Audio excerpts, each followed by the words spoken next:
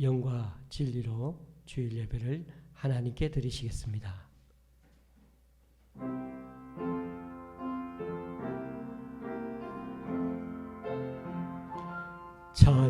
찬양하라 내 영혼아, 찬양하라 내 영혼아, 내 속에 있는 것들아 다 찬양하라.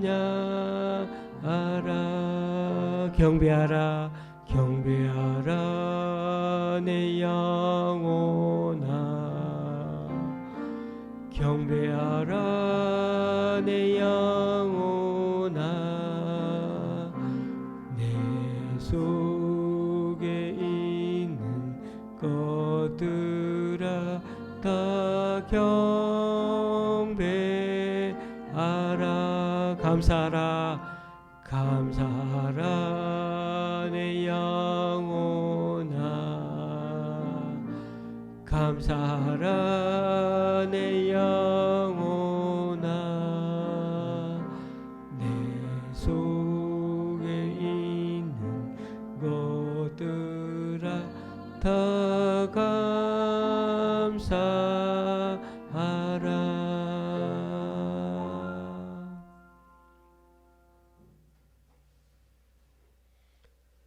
하나님이여, 내 기도에 귀를 기울이시고 내가 간구할 때 숨지 마소서. 나는 하나님께 부르짖으리니 여호와께서 나를 구원하시리로다. 나를 대적하는 자 많더니 나를 치는 전쟁에서 그가 내 생명을 구원하사 평안하게 하셨도다. 내 짐을 여호와께 맡기라. 그가 너를 붙드시고 의인의 요동함을 영원히 허락하지 아니하시리로다. 아멘. 다 같이 사도신경으로 주님께 신앙 고백을 올려드리겠습니다. 전능하사 천지를 만드신 하나님 아버지를 내가 믿사오며 그 외아들 우리 주 예수 그리스도를 믿사오니 이는 성령으로 잉태하사 동정녀 마리아에게 나시고 본디오 빌라도에게 고난을 받으사 십자가에 못 박혀 죽으시고 장사한 지 사흘 만에 죽은 자 가운데서 다시 살아나시며 하늘에 오르사 전능하신 하나님 우편한 자 계시다가 저리로서 산 자와 죽은 자를 심판하러 오시리라. 성령을 믿사오며 거룩한 공회와 성도가 서로 교통하는 것과 죄를 사하여 주시는 것과 몸이 다시 사는 것과 영원히 사는 것을 믿사옵나이다. 아멘. 찬송 6장 하나님께 찬양 드리시겠습니다.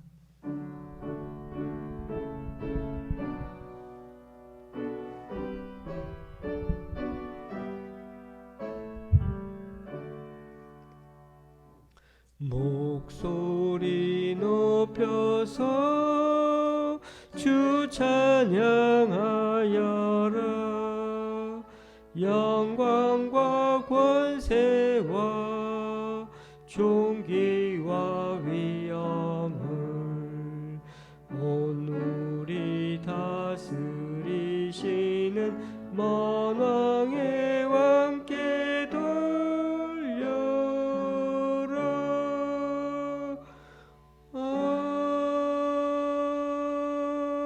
아멘. 교동문 56번을 다 함께 한 목소리로 읽도록 하시겠습니다. 교동문 56번입니다.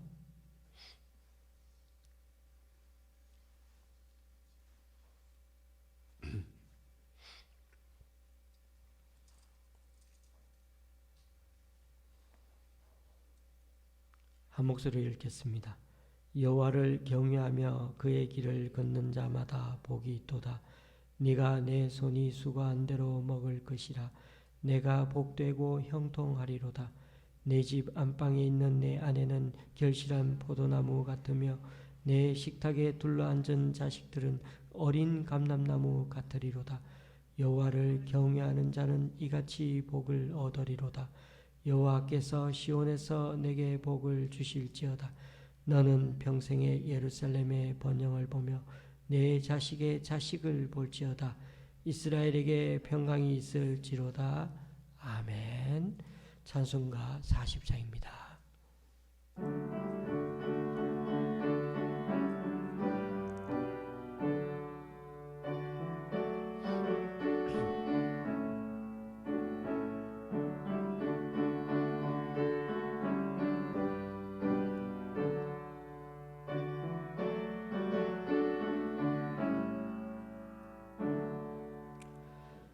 찬송으로 보답할 수 없는 큰 사랑, 주님께 영광 할렐루야.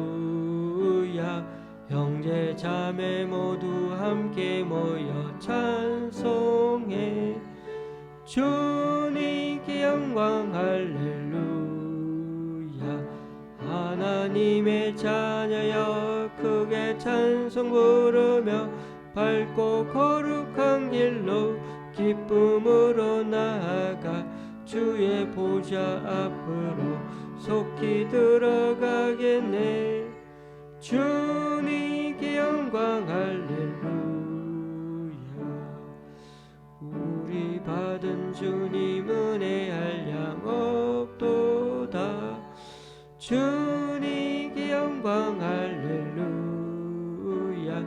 기쁜 찬송 부르면서 천국 가겠네. 주님께 영광 할렐루야. 하나님의 자녀여 크게 찬송 부르며 밝고 거룩한 길로 기쁨으로 나아가 주의 보좌 앞으로 속히 들어가겠네. 주님께 영광 할렐루야. 잠시 후에 우리 모두 주를 보겠네. 주님께 영광 할렐루야. 영광스러운 보좌 위에 거룩하신 주, 주님께 영광 할렐루야. 하나님의 자녀여 크게 찬송 부르며 밝고 거룩한 길로 기쁨으로 나아가 주의 보좌 앞으로 속히 들어가겠네. 주님의 영광 할렐루야. 만국 백성 천국에서 소리 높여서 주님께 영광 할렐루야. 영원토록 주의 공로 찬양하겠네. 주님께 영광 할렐루야. 하나님의 자녀여 크게 찬송 부르며 밝고 거룩한 길로 기쁨으로 나아가 주의 보좌 앞으로 속히 들어가겠네. 주님께 영광 할렐루야.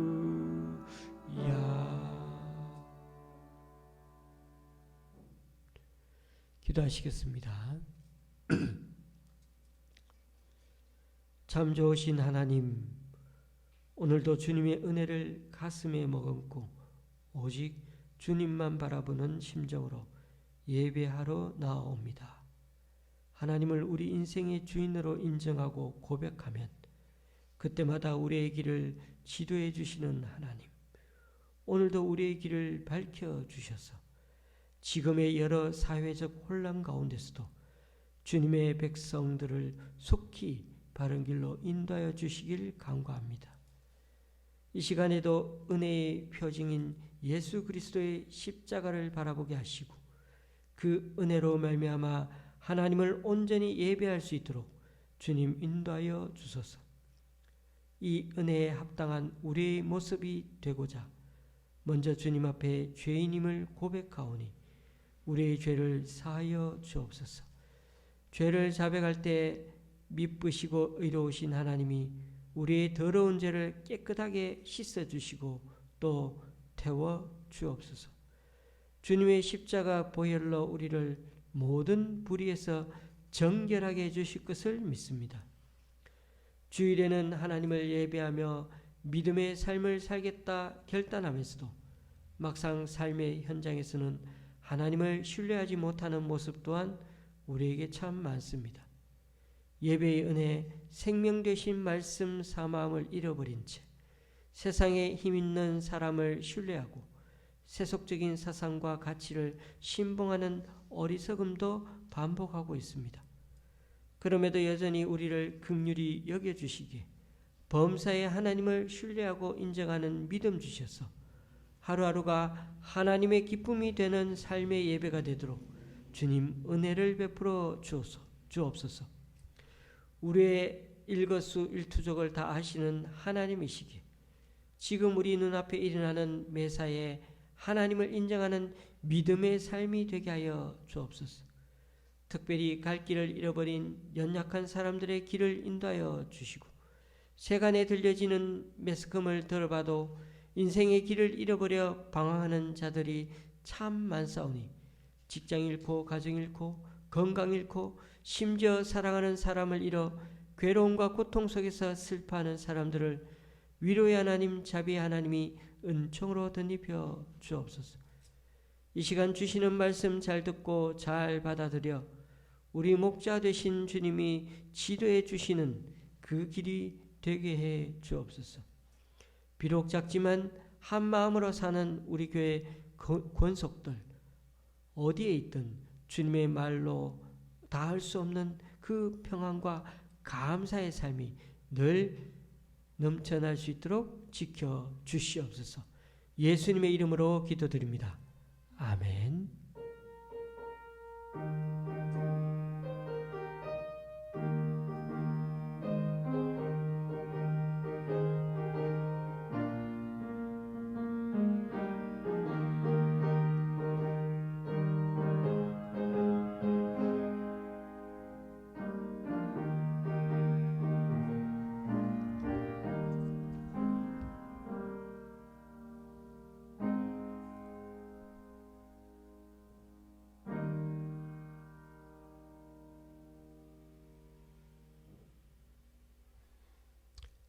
오늘 우리에게 주시는 하나님 말씀은 출애굽기 25장 17절에서 22절까지 말씀입니다. 제가 가지고 있는 구약 성경은 120쪽입니다.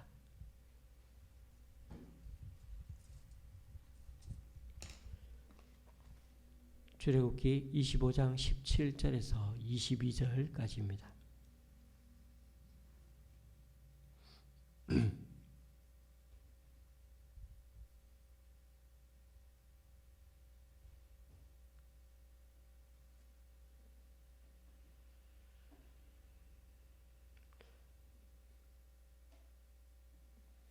제가 대신해서 봉독하겠습니다. 순금으로 속죄소를 만들되 길이는 2규빗반, 너비는 1규빗반이 되게 하고 금으로 그룹들을 속죄소 두 끝에 쳐서 만들되 한 그룹은 이 끝에 또 한 그룹은 저 끝에 곧 속죄소 두 끝에 속죄소와 한 덩이로 연결할지며 그룹들은 그 날개를 높이 펴서 그 날개로 속죄소를 덮으며 그 얼굴을 서로 대하여 속죄소를 향하게 하고 속죄소를 궤 위에 얹고 내가 내게 줄 증거판을 궤 속에 넣어라. 거기서 내가 너와 만나고 속죄소 위 곧 증거 궤 위에 있는 두 그룹 사이에서 내가 이스라엘 자손을 위하여 내게 명령할 모든 일을 내게 이르리라. 아멘. 출애굽기는 크게 세 개의 단락으로 나눌 수 있다고 말씀드렸습니다. 애굽을 나온 과정 이야기와 그리고 또 시내산에서 십계명과 규례를 받았던 일, 오늘처럼 말씀처럼 성막에 관한 이야기, 이렇게 세 부분으로 나눌 수가 있습니다. 교우님들, 출애굽기의 절정은 출애굽에 있는 것 같지만은 그러나 그보다 이스라엘 백성들이 성막을 짓는 것에 그 절정이 있습니다. 클라이막스입니다. 지금까지 대대로 노예 생활을 하다가 해방되었으니 출애굽의 기쁨이 얼마나 크겠습니까? 그러나 하나님 관점으로 보면 하나님은 거기에 머무르지 않고 이스라엘을 친히 하나님의 백성으로 삼고자 시내산에 강림하셔서 언약을 맺으셨습니다. 하나님의 백성이 되었다는 것, 이 얼마나 큰 은혜입니까? 그럼에도 하나님은 여기서 멈추지 않으시고 이스라엘 백성들 가운데 계속 함께 거하시려는 계획, 정말 어마어마한 놀라운 계획을 갖고 계셨는데요. 그것이 바로 성막을 만드는 일입니다. 성막은 텐트의 일종이죠. 여행 가서 텐트를 치지 않습니까? 하늘에서 내려오신 하나님이 백성들과 함께 텐트 치고 있으시겠다는 건데 일종의 이동식 하나님의 집인 거죠. 여러분, 하나님이 우리와 함께 계시라면 얼마나 좋겠습니까? 함께 하고 싶어 하시니까요. 우리는 그렇게 기도하지 않습니까? 하나님, 주님, 우리와 함께 해주세요. 그런데 만약 진짜 그 기도대로 하나님이 우리 집에 딱 오신다면 여러분은 정말로 기뻐하실 것 같습니까? 아니면 진짜 우리 눈앞에 나타나시면 너무 놀라서 겁먹어 도망가겠습니까? 아마 우리 중에 대부분은 이스라엘 백성들처럼 다들 무서워서 덜덜 떨 것 같습니다. 하나님이 산에 나타나시니까 온 산이 막 전체가 흔들립니다. 내가 그 흔들리는 산에 서 있다고 한번 생각해 보십시오. 엄청 무서울 것 같습니다.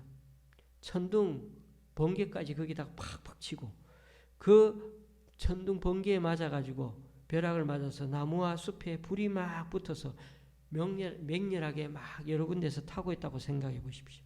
이런 광경을 눈앞에서 직접 본 백성들은 앞으로는 하나님을 직접 보지 않게 해달라고 모세에게 아주 간절하게 부탁했죠.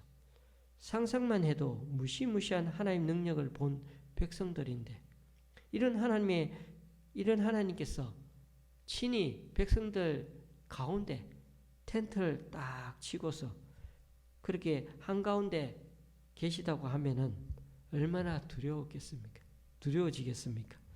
그런데 하나님은 굳이 백성들 가운데 거하겠다고 하시면서 하나님 집을 지으라고 하십니다. 제가 25장 8절 9절 말씀을 읽어봅니다. 내가 그들 중에 거할 성소를 그들이 나를 위하여 짓되 무릇 내가 네게 보이는 모양대로 장막을 짓고 기구들도 그 모양을 따라 지을지니라. 시내산에 강림하신 하나님은 백성들이 봐도 결코 이 작은 성막에다 모실 수 있는 분이 아닌 너무나 엄청난 크신 그런 하나님이신데 위대하신 하나님이신데 어찌 이 장난감집 같은 성막에 머무르려고 하시는지 그게 잘 이해가 안 가는 것 같습니다. 교우님들, 백성들은 하나님과 저만치 어느 정도 거리 두면서 그렇게 하나님 말씀 듣기 원하시는데 그러나 하나님은 어떻게든 백성들에게 더 가까이 가려 하십니다. 참 아이러니하지 않습니까? 하나님은 더 가까이 다가가려는데 백성들은 두려워서 거리를 두려고 하는 것처럼 보입니다. 하나님께서 백성들 가운데 함께 거하시려는 이유가 거처가 없어서 어디 있을 곳이 없어서가 아니죠. 하나님은 이 백성들 가운데 거주하시는 게 그럼 편하실까요? 오히려 가장 불편한 곳일 것입니다. 그럼에도 장난감 인형집 수준의 하나님 보시기에 그런 성막 같을지라도 하나님은 당신의 백성과 함께하기 원하시기에 이런 성막 프로젝트를 지금 계획을 실시하고 실제로 그렇게 행동에 옮기시는 것입니다. 이것이야말로 당시 어떤 이방신들과 본질적으로 차이가 나는 점입니다. 주변 나라의 모든 신들은 도도하게 인간 위에 군림하고 있는 것들이었지만은 우리 하나님만은 인간과 함께하기 위해 하늘 보좌에서 내려오셔서 함께 하시는 진정한 하나님이셨던 것입니다. 그런데 성막을 짓기 전에 먼저 내린 명령이 있습니다. 성막을 지으라는 명령 외에, 명령 전에 또 다른 명령이 2절에 나옵니다. 이스라엘 자손에게 명령하여 내게 예물을 가져오라 하고 기쁜 마음으로 내는 자가 내게 바치는 모든 것을 너희는 받을지니라. 예물을 즐거운 마음으로 가져와 바치라고 하십니다. 그러니까 성막을 지을 재료를 백성들이 자원하는 마음으로 내어서 그렇게 성막을 만들라고 하십니다. 이런 명령은 왕이 백성들에게 세금을 무겁게 매겨가지고 강제로 거두게 하는 장면 아닙니다. 사실 하나님은 성막을 하늘의 재료를 가져와서 사용해서 하나님이 직접 더 화려하게 더 멋있게 지을 수도 있으실 겁니다. 하나님은 못 지어서가 아니라 일부러 이스라엘 백성들을 손을 빌려서 짓기를 원하십니다. 왜요? 그게 이스라엘 백성들에게 복 주기 위한 것이기 때문이죠. 전능하신 하나님이신데도 못하실 게 아무것도 없으신데도 이스라엘 백성들 가운데 거하시는 이 부분에 있어서는 일부러 그들에게 자신을 의탁하셨다는 것입니다. 이것이 얼마나 큰 영광이요 상급입니까? 교우님들, 오늘날도 주님은 이런 식으로 일하기 원하십니다. 하나님께서 하시면 모든 것을 더 완벽하게 잘 하실 텐데도 사람과 함께 일하시고 사람을 통해 영광 받기 원하십니다. 하나님께서는 그들에게 예물 받을 품목을 미리 말씀하고 계십니다. 어떤 품목인지 제가 3절에서 7절까지 말씀을 읽어보겠습니다. 너희가 그들에게서 받을 예물은 이러하니 금과 은과 녹과 청색, 자색, 홍색 실과 가는 배실과 염소 털과 붉은 물들인 순양의 가죽과 해달의 가죽과 조각목과 등류와 관유에 드는 향료와 분향할 향을 만들 향품과 호나노며 애복과 흉패에 물릴 보석이니라. 금, 은동, 여러 색의 실, 또 여러 짐승들의 가죽과 털, 불에 붙일 기름, 향료, 향품, 그리고 여러 보석들. 이런 것들이 어디에 쓰일까 하며 하나님께 다들 바쳤는데 나중에 보니까 자기가 낸 보석이 대제사장의 가슴에 더 깐이 달려 있습니다. 자기들이 바친 색실로 지성소와 성소의 천사를 새겨 놓았던 것입니다. 자기들이 낸 금으로 법궤를 싸기도 했습니다. 애굽에 나오면서 그들은 애굽 사람들에게서 이 모든 것들을 다 받아서 나왔습니다. 그때는 이게 어디에 쓰일지를 몰랐습니다. 광야 여행을 다니면 사실 아무 쓸모도 없는 것 같습니다. 하나하나를 보면 도대체 어디에 쓸지를 모릅니다마는 그러나 하나님의 손에 잡히면 하나하나씩 제 위치를 찾게 되었을 때 정말 상상할 수 없는 귀한 용도로 하나님께 사용되는 것입니다. 1절에서 9절까지는 애굽에서 가지고 나온 재료로 성막을 만들라고 명령하셨고 이제 10절부터 본격적으로 성막 만드는 법을 알려주시는데 오늘은 제일 먼저 궤를 만들라고 하신 말씀을 살펴봅니다. 하나님께서 궤를 만들라고 하시니 사람들은 처음에는 감이 안 왔을 것입니다. 한국 사람들은 궤 그러면 궤짝? 그러면 머리에 떠오르는 그런 모양이 있죠. 사과, 개짝 뭐 이런 거. 백성들도 네모난 궤 그러니까 뭔가 이상한 물건이 하나 만들어지는구나 라고 생각했을지 모르겠습니다. 하나님께서는 아카시아 나무의 일종으로 네모난 궤를 만들게 하십니다. 그리고 그 네모난 궤 안팎을 순금으로 싸게 하십니다.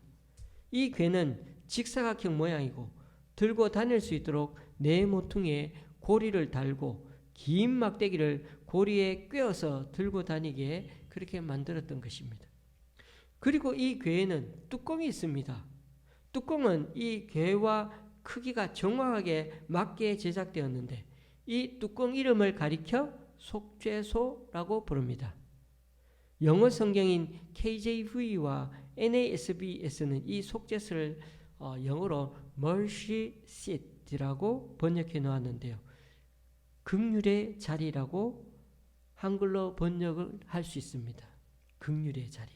그래서 옛날에는 목사님들 중에는 종종 이 속죄소를 한문식으로 번역해서 시은소, 즉 은혜를 베푸는 장소라고 불렀습니다. 구세군 예배에 가면 강단 앞부분에 그 목사님들이 올라가거나 누가 이렇게 계단을 올라오는 그 몇 계단 안 되는 계단을 가리켜서 자비석이라고 불렀는데 예배 중에 하나님께 자비를 구할 사람이 이곳에 나와 무릎을 꿇으면 하나님이 은혜를 베풀어 주신다고 그렇게 구세군 예배에서는 시행하고 있더라고요. 구세군에서는 번역해서 자비석이라고, 우리 성경에는 속죄소라고 그렇게 하고 옛날에는 시온소라고 그렇게 영어를 번역해서 사용하기도 했습니다. 어쨌든 여러 가지 용어로 불리는 이 속죄소는 하나님께서 이스라엘 백성들의 죄를 용서하는 장소라는 뜻입니다. 세번역에 보면 이것을 또 속죄판이라고, 뚜껑이니까 속죄판이라고 그렇게 커버라고 그렇게 되어 있어서 속죄판이라고 번역해 놓았습니다. 그리고 그 속죄소 위에는 어떻게 해요? 두 천사가 날개를 펴서 마주보는 형상을 만들게 하고 하나님께서는 그 날개가 마주보는 그 중간에서 모세를 만나 말씀하겠다고 그렇게 22절에서 밝히고 있습니다. 이 속죄소가 뭐라고요? 하나님께서 은혜를 베푸시는 장소, 이스라엘 백성들의 죄를 용서하는 장소라고요. 이처럼 지성소에 있는 궤, 즉 언약궤, 증거궤, 법궤 등으로 불리는 이 궤는 하나님의 임재를 상징하는 신물입니다.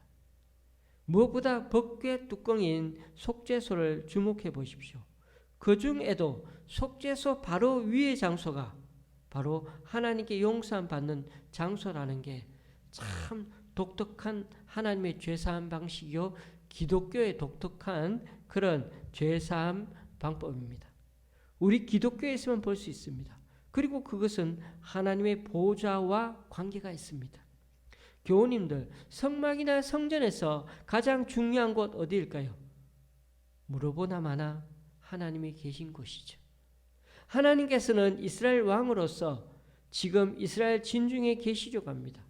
그래서 하나님이 앉아 계실 보좌가 있어야 합니다. 오늘 우리가 보는 이 내용은 어떻게 보면 하나님의 보좌를 만드는 설계도입니다.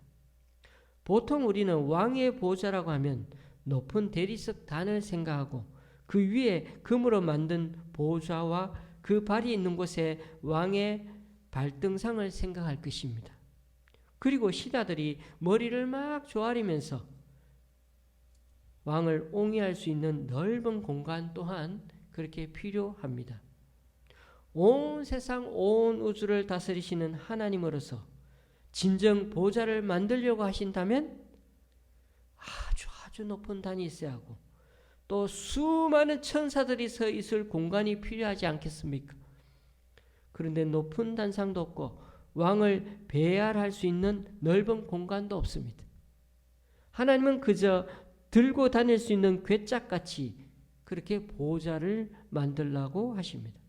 그것도 레바논의 백향목이나 미송이나 라왕 같은 아주 멋진 나무로가 아니라 제목으로 쓰기에 부적합한 아카시아 나무 일종으로 궤를 만들도록 하셨습니다. 이해가 잘 되지 않습니다만은 하나님의 보좌로는 너무나 사이즈도 작고 그 재료도 별로입니다. 왕의 보좌라는 게 위험은 별로 없고 잘 옮겨 다닐 수 있게 그냥 괴짝 모양으로 평범하게 만들었다는 것이 너무나 의외입니다. 그런 점에서 이 궤를 보면 하나님께서 궁극적으로 원하시는 게 무엇인지를 알 수 있습니다.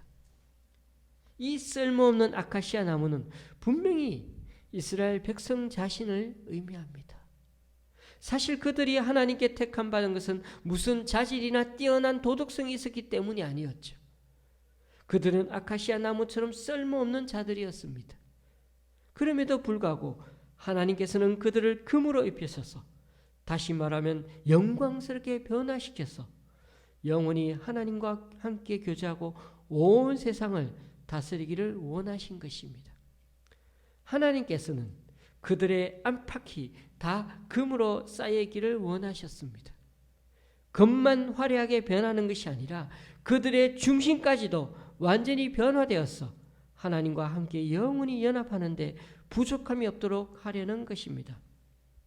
하나님께서는 이 법궤 안에 모세가 산에서 받아 가지고 내려온 두 돌비를 두도록 하셨습니다. 그것은 이 백성들을 이처럼 영광스럽게 만드는 것은 역시 하나님의 언약의 말씀이라는 뜻이 담겨 있습니다. 하나님의 말씀이 아니면은 이처럼 안과 밖이 황금으로 거룩함으로 변화되지 않습니다. 그렇습니다. 하나님의 보좌를 이렇게 멋대가리 없이 너무 평범하게 만들게 하신 것을 보며 하나님이 우리를 대하시는 마음 태도가 그 진정성이 느껴지지 않습니까?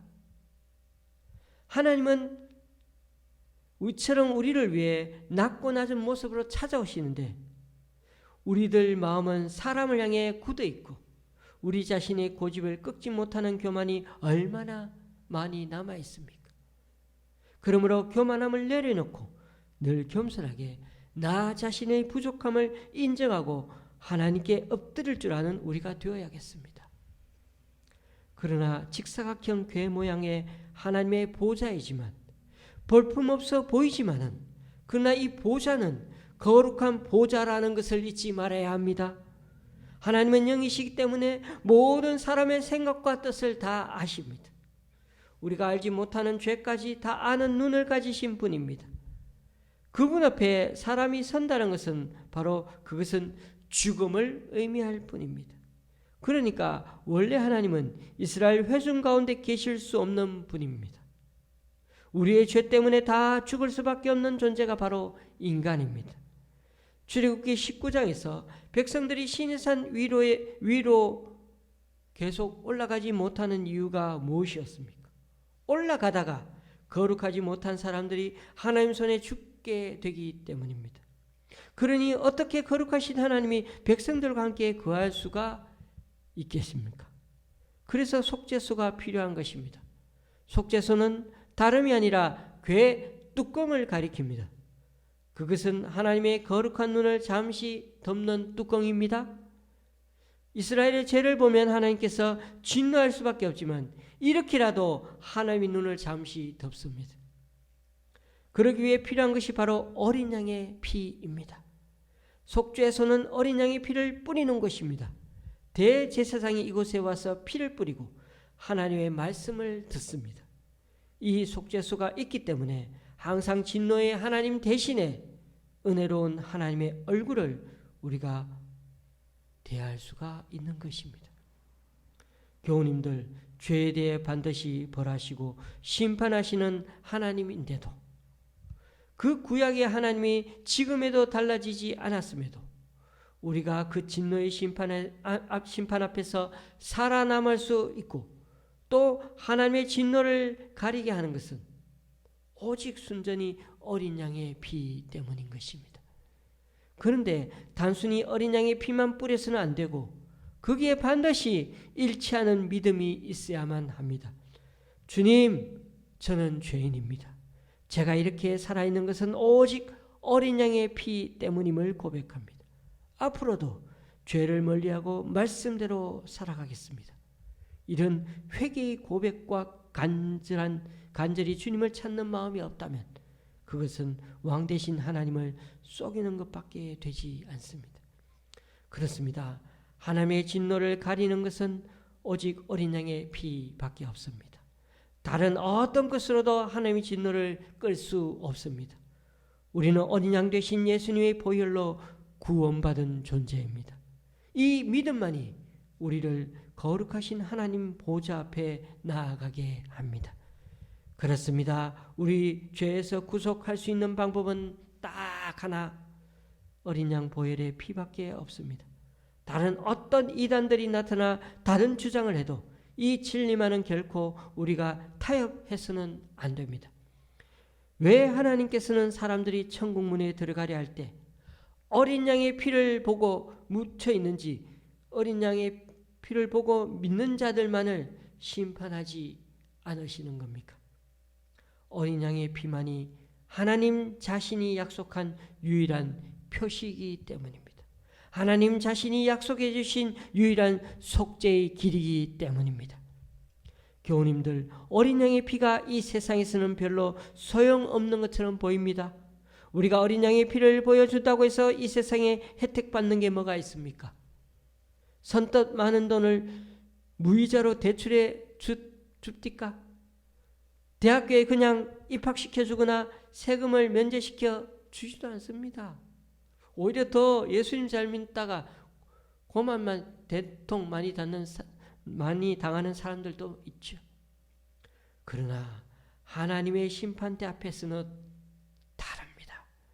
영원한 운명을 결정하는 가장 위급한 순간에 하나님의 불같은 진노의 심판 앞에서는 어린 양의 피는 우리의 운명을 바꾸어 줍니다. 영원한 심판대 앞에서 우리의 구원이 보장되어 있다는 것입니다.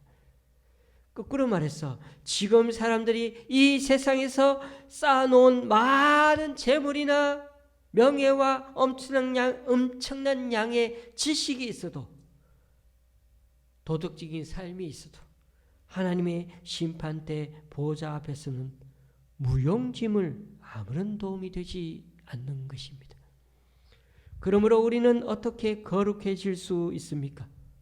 우리는 정말 속이 완전히 썩은 자들 아닙니까?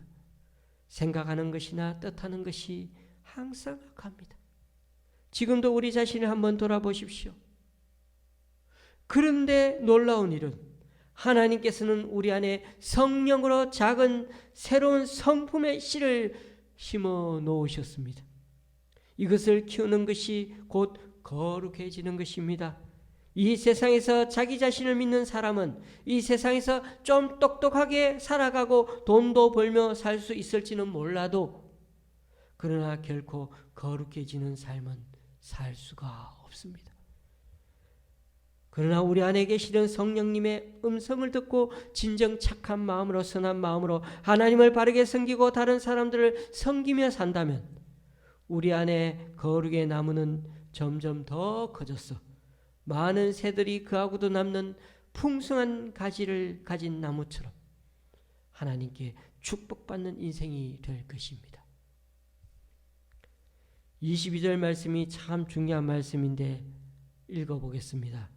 거기서 내가 너와 만나고 속죄소 위 곧 증거궤 위에 있는 두 그룹 사이에서 내가 이스라엘 자손을 위하여 내게 명령할 모든 일을 내게 이르리라. 저는 이 말씀을 읽을 때마다 참 마음에 찡한 감동이 있습니다. 구약의 여러 선지자들이 환상 가운데 하늘의 보좌를 많이 보았는데 그때마다 참 어마어마하죠. 상상하기 어려울 정도죠. 요한계시록에 나오는 하늘의 보좌도, 심지어 어린 양의 보좌도 경배받기에 합당한 유형과 영광을 가지고 있습니다. 신약 성경에도 지극히 크신 이의 보좌라고 언급하고 있습니다. 그럼에도 우리 곁에 찾아오신 하나님의 보좌는 거기에 비하면 너무나 초라하고 평범하기 짝이 없다는 사실입니다. 하늘 보좌에서 내려와 낮고 낮은 가축 먹이통에서부터 시작하신 우리 주님이심을 우리는 절대 잊으면 안 됩니다. 그 은혜, 그 사랑이 바로 이 교회 위에 속죄서 뚜껑에 담겨 있습니다. 그러므로 다시금 강조하고 말씀을 마치는 것은 어린 양의 피 없이는 어느 누구도 하나님의 보좌 앞에 나아갈 수 없습니다. 하나님께서 내려주신 구원은 딱 하나의 길밖에 없다는 사실입니다.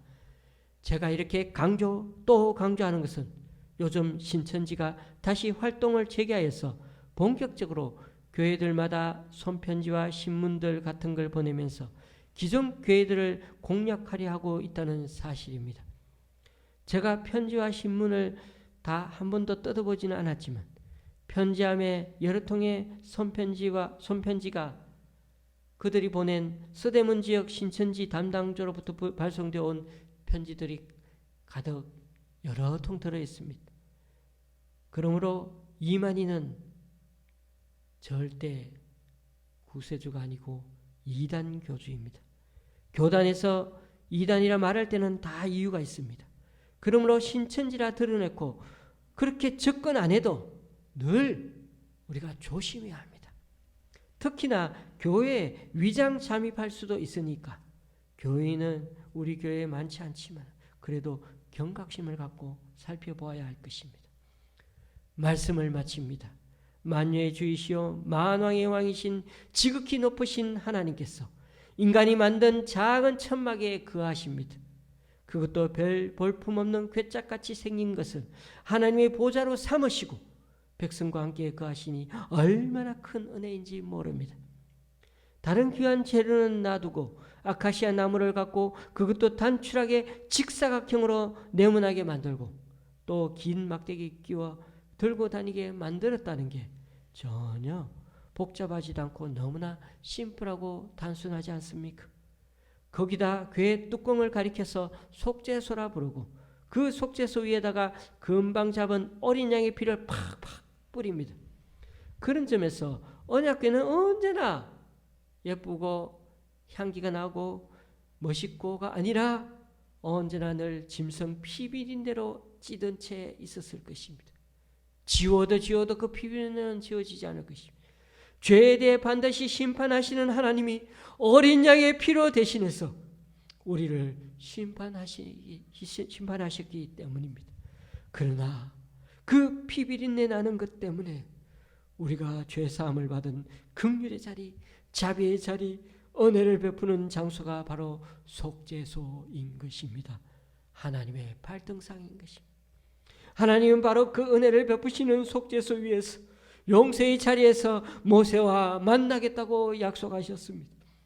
거기서 내가 너와 만나고 속죄소 위 곧 증거교회 위에 있는 두 그룹 사이에서 내가 이스라엘 자손을 위하여 내게 명령할 모든 일을 내게 이르리라.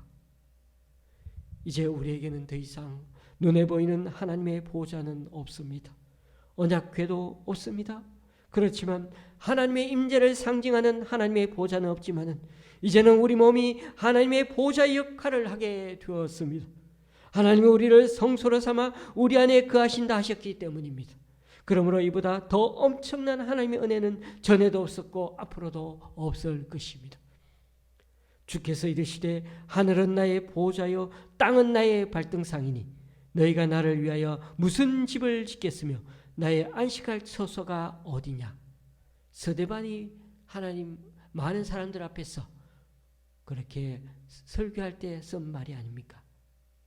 하나님께서는 그 어떤 것도 부족할 것도 없고 또 이 땅에서 하나님의 위엄이 서린 화려한 보좌를 갖고 싶어 하시지도 않으십니다. 하나님이 원하시는 것은 오직 하나님의 백성에게 경배받고 영광받기 원하십니다. 그러므로 지금 우리에게 가장 중요한 것은 하나님을 하나님답게 진정한 왕으로 모시며 사는 데 있습니다. 자발적으로 우리 인생의 주인으로 인정하고 하나님께 영광 돌리는 일이 무엇보다 중요합니다. 우리에게 이렇게 좋으신 하나님이 우리의 왕이시고 우리 안에 계십니다. 이 하나님께 늘 감사함으로 나아가는 우리가 되어야겠습니다. 그리고 우리를 귀한 도구로 사용하여 주시는 것 또한 은혜임을 믿고 더 주님 나라와 보좌를 위해 살아가는 저와 여러분의 남은 인생이 될 수 있기를 주님의 이름으로 간절히 축원합니다. 기도하시겠습니다. 출애굽하여 구원하게 해주신 우리 주님께서 이제 하나님의 백성으로 삼으실 뿐 아니라 하나님의 백성들과 함께 거하시고자 이 백성들처럼 텐트 생활을 하시겠다는 말씀 앞에 다시금 감격과 감사를 드립니다. 그럼에도 하나님은 더 가까이 함께하기 원하시지만 이 백성은 산을 내려오시는 하나님이 너무나 두려워 하나님이 직접 말씀하지 말게 해달라고 간청하는 것을 보면서 인간들의 죄로 인한 연약함을 다시금 돌아보게 됩니다. 우리의 불완전하고 연약함을 아시는 주님께서는 화려하고 거대한 신전 같은 거처를 원하지 않으시고 오히려 별 쓸모없는 아카시아 나무로 만든 궤짝을 택하신 그 하나님의 마음 씀씀이를 깨닫게 됩니다. 죄 많은 인간들 군상 가운데 찾아오신 우리 주님 그 자체가 우리에게 너무나 큰 은혜임을 깨닫습니다. 주님께서는 교회 위에 은혜를 베풀고자 친히 예수 그리스도의 보혈로 뿌리시고 이로 인해 영원히 죄사함 받는 구원의 길을 베풀어 주시니 이 또한 은혜입니다. 주님의 보좌가 빛나고 멋있는 곳이라기보다 백성들의 죄를 사해 주시기 위해 상설 속죄소로 만드시고 늘 피비린내 나도록 허락하신 그 주님의 사랑과 은혜가 파도처럼 우리 마음의 날마다 넘쳐 흐르게 하여 주시옵소서. 그러므로 우리는 긍휼하심을 받고 때를 따라 돕는 은혜를 얻기 위하여 은혜의 보좌 앞에 담대히 나아갈 것이니라. 그러므로 우리에게 베푸신 은혜의 자리에 늘 당당하게 나아가게 하시고 무엇보다 하나님을 하나님답게 진정한 왕으로 모시며 살아가는 우리 모두 되게 하여 주옵소서. 또한 우리를 귀한 도구로 사용하여 주신 은혜 생각하며 우리가 가진 이 달란트와 은사를 주님의 나라와 이 땅의 사람들 사랑하고 섬기는 데 쓰임받으며 살아가는 우리 각자가 되게 하여 주옵소서. 예수님의 이름으로 기도드립니다. 아멘. 찬송가 321장입니다.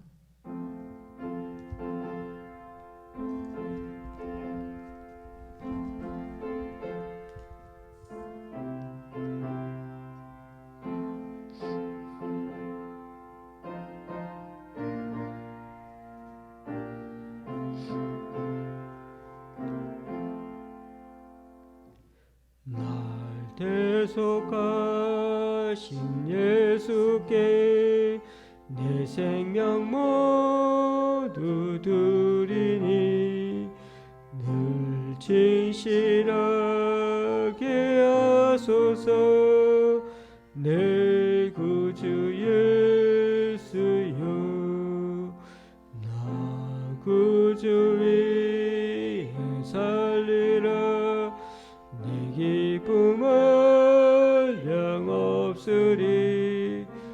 내 갈 길이 인도하소서. 내 구주 예수여 날 구원하신 예수를 일평생 의지하오니 날 영접하여 주소서. 내 구주 예수여 나 구주 위에 살리라. 내 기쁨 한량없으리. 내 갈 길이 인도하소서. 내 구주 예수여 주 십자가에 달리사 날 자유하게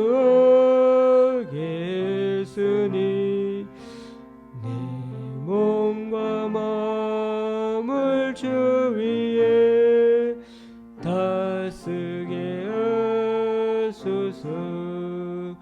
나 구주 위에 살리라. 내 기쁨 한량없으리. 내 갈 길이 인도하소서.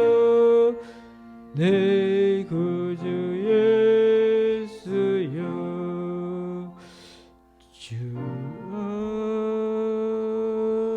아멘.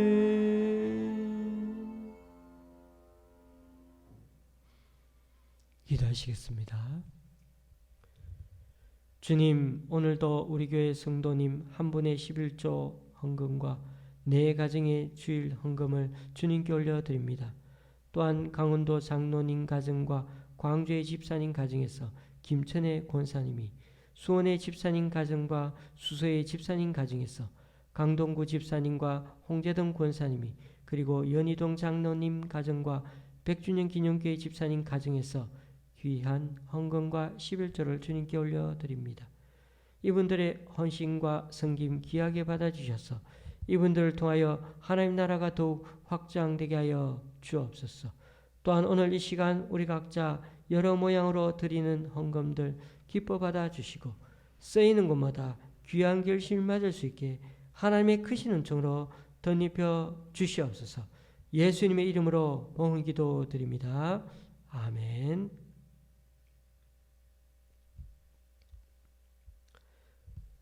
질병관리청에서 사회적 거리두기 4단계를 또 2주간 연장했습니다. 모이는 숫자가 8명까지 이렇게 백신 2차 백신 접종하신 분 포함해서 8명까지 모일 수 있지만은 저희 교회는 여전히 좌석수 10%를 지켜야 하는 상황입니다. 안타까운 일이지만은 10월 중으로 모임 제한이 아마 해제될 것으로 그렇게 믿고 조금만 참아 주시기 바랍니다. 이번 주부터 수요 예배는 그래도 교회에서 드릴 수가 있겠습니다. 그래서 수요 예배는 교회에서 예배 드리도록 하겠습니다. 수요 예배 영상은 예배 후 2시간 정도 뒤에 그렇게 올라갈 수 있도록 하겠습니다. 설교 중에도 말씀드렸지만 신천지가 다시 교회를 상대로 활동하기 시작했습니다. 이번 주 노회 때 제가 건의해가지고, 이번 주가 아니고 다음 주네요. 다음 주 노회 때 건의해가지고 목사님들과 상의해 보려고 합니다. 우리 주변에 신천지가 여러 모양으로 활동하고 있으니까 우리도 경각심을 갖고 살면 좋겠습니다. 찬송가 218장입니다.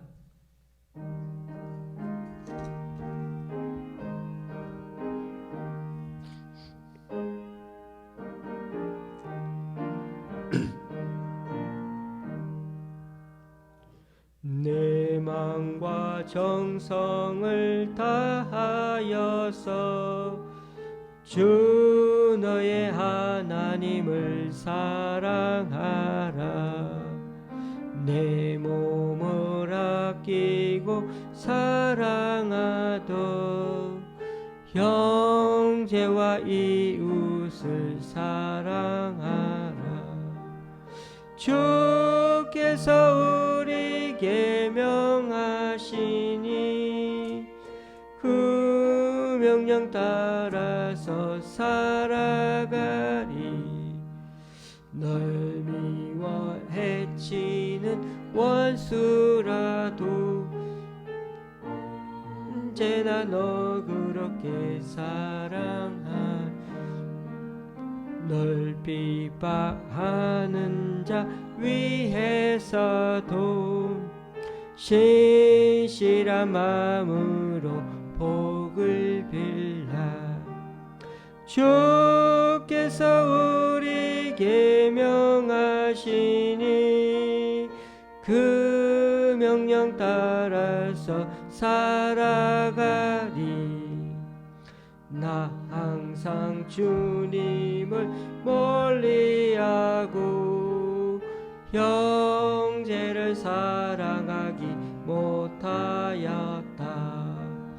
이러한 죄인을 사랑하사 주께서 몸버려 죽으셨다. 속죄의 큰 사랑 받으니모 내 생명 다 바쳐 충성하리. 아멘.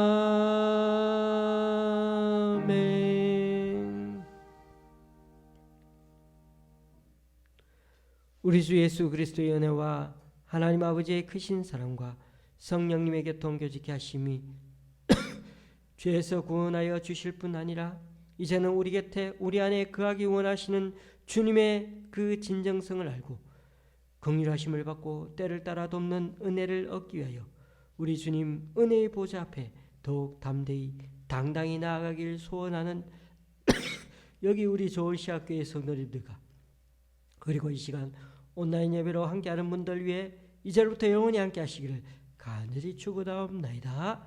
아멘.